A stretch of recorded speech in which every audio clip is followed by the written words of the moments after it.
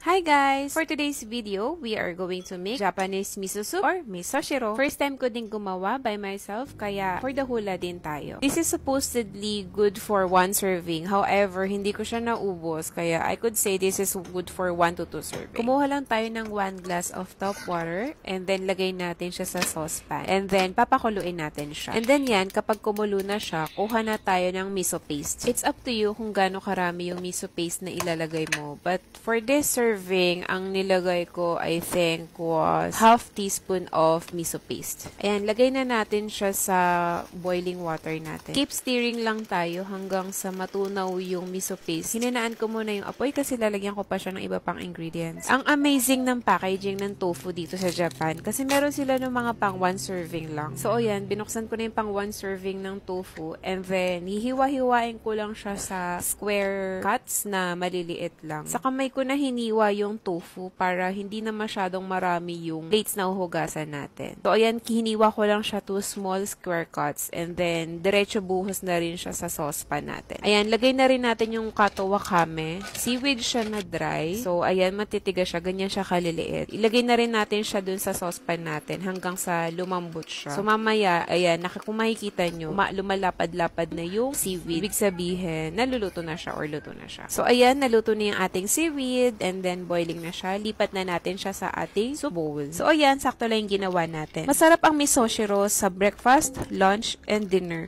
And also, try mo rin siya after mag-inuman. Masarap siya, promise. Health benefit-wise, napaka-healthy rin ng misoshiro kasi meron siyang vitamin K, manganese, zinc, protein, and calcium. And also, meron din siyang high probiotic. So, it helps the body maintain healthy bacteria level. That's all for now, and thank you for watching! Itadakimasu!